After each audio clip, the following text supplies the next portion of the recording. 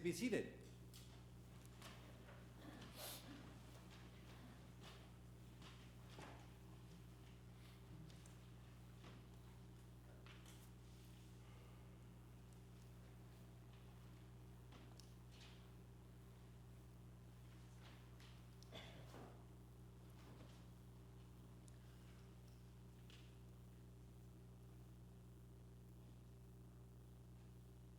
A few of us spent a night or two or a few hours this week over in Sonoma at a lovely little retreat center called Westerbeck Ranch.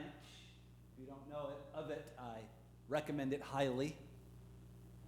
In the company of Joanne Woodland. It's wonderful to have you with us again this morning, Joanne, to celebrate with her and her family and friends from many stages of her long and varied and fascinating life. And so it was a great pleasure for me and Meg to be there and to meet all these wonderful folks that have been drawn to Joanne over the years. And one of them was someone who lives here in Petaluma, a friend of Joanne's for the last decade or so, named, conveniently enough, Joanne. And on Thursday night after supper, I was getting acquainted with Joanne, and in passing, she said something along the lines of, well, in my culture, the children come first. And I thought about that and didn't want to make any assumptions. I had, an idea of which culture Joanne might come from. But anyway, so the next morning, before breakfast, saw her again, and I said, Joanne, I'm just curious if you don't mind my asking, what culture do you come from? And she said that she was Native American, been born in Oklahoma. And then I explained that I wanted to hear a little bit more about that because I was going to be preaching today. And I was going to be preaching on this gospel about Jesus going through Galilee with his disciples and telling them that he would be handed over and killed, and after being killed would rise again, and that his disciples didn't understand what he was talking about and were afraid to ask for clarification, and that he then asked them what they had been arguing about on the road. And they didn't want to speak to that either, because they'd been arguing about which one of them was the greatest. And then Jesus gave them this teaching about how the one who wishes to be first must be last of all and servant of all.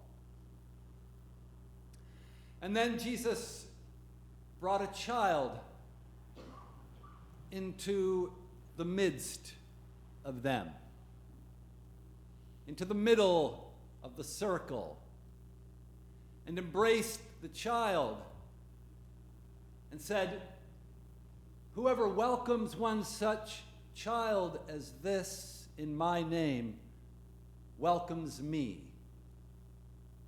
And the one who welcomes me welcomes the one who sent me."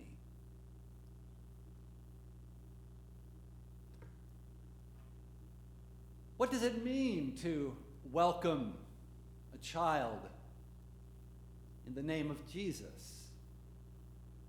And in doing so, to welcome God?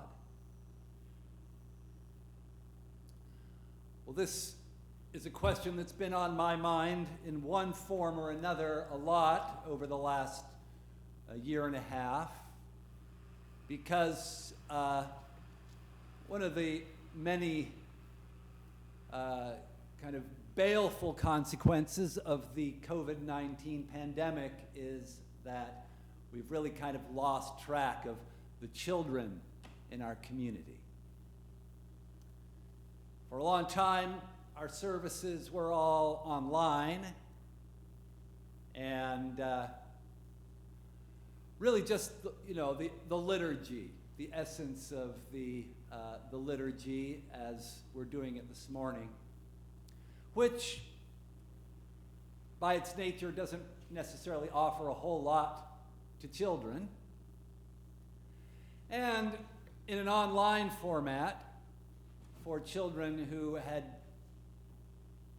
been spending the whole week on Zoom, getting all of their school instruction in that format, it certainly wouldn't have been humane of their parents to ask them on Sunday morning to spend some more time on Zoom with us.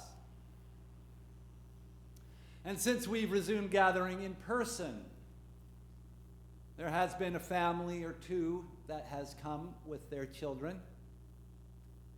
But for the most part, because the children are still not eligible for vaccination, we haven't been seeing them since then either. And I sent out a survey this week, I guess last week now, to all of our parents with younger children, just to really more just than anything else to let them know that I'm still thinking of them, hoping they're okay, and also asking them a few questions about how they're doing and what they might be interested in terms of coming back to church and that sort of thing.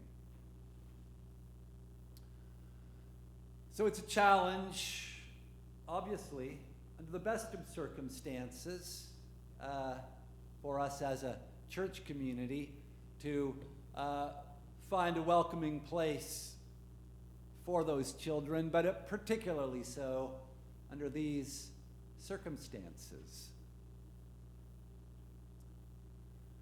But it's really a bigger question, I think, than one about providing programs for parents of children or for children that they will find spiritually nourishing. It's really a question that goes to the heart of what we value as a people. And this is one of the really kind of radical things about this gospel lesson. Because children in the time of Jesus were not considered to be people of consequence. It was not just in public, but also in private life, a quite rigidly hierarchical and stratified sort of society.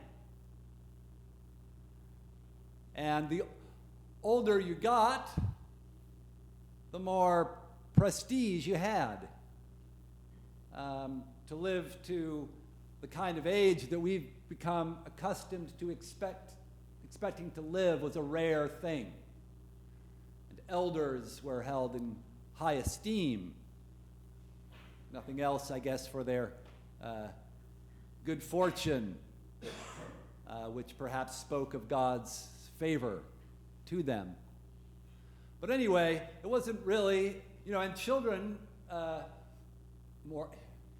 child mortality was high, and families, as a consequence, were large. But it really wasn't until, adolescence that children began to acquire really much of any status at all. And really only when they became of marriageable age and began to bear children of their own that they, as as I said, became people of consequence. So for Jesus to take a child and put the child in the center of the community of disciples as a symbol of what it means to serve, what it means to be a disciple, to welcome him and his teaching, which is, after all, really the crux of the whole gospel story in Mark. This conflict that surrounds Jesus and the question, can you accept this man? Can you receive his teaching? Are you willing to do what it takes to be his disciple? To accept the consequences of following him, of carrying the cross, of going with him to Jerusalem to confront the powers that be with the good news of God's kingdom. And then to bring a child into the middle of these uncomprehending disciples. These disciples who still think that it's about a competitive struggle for advantage, that leadership in the kingdom is about who comes first, who is at the top of the pyramid, and gets to give the orders, receive the honors. What a radical thing it would be if the children came first.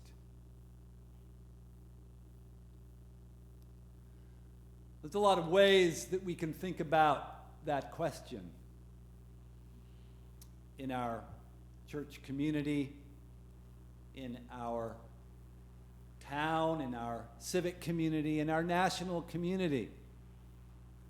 A lot of people who claim to speak for families and to uphold the family as the core institution of society. Yet so often it seems like those conversations are really about re-inscribing and reproducing a hierarchical social order with certain people, very often male, at the top, and children at the bottom. The poor in this country, the hungry, are children by and large. What would it be like if their needs came first?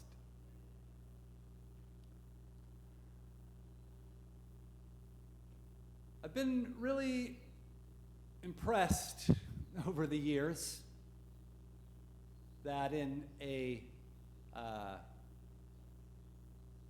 community like this one that upholds a very traditional form of worship, that doesn't really go that far to accommodate the sort of popular trends in music and liturgical showiness, that instead of talking a whole lot about how important the Bible is, we actually read large sections of it in our liturgy every week. I've been impressed how these families keep coming here with their children, wanting something that they think that we can give. And what is that? I ask myself. What is it that they think they'll find here that they won't down the block?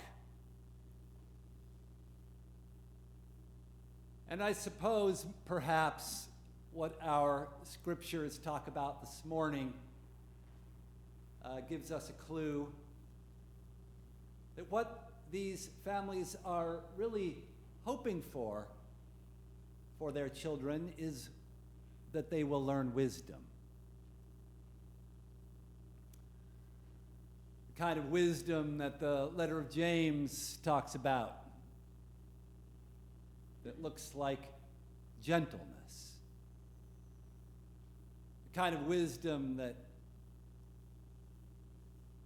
sets aside quarrels and striving for personal advantage and learns instead the art of making peace.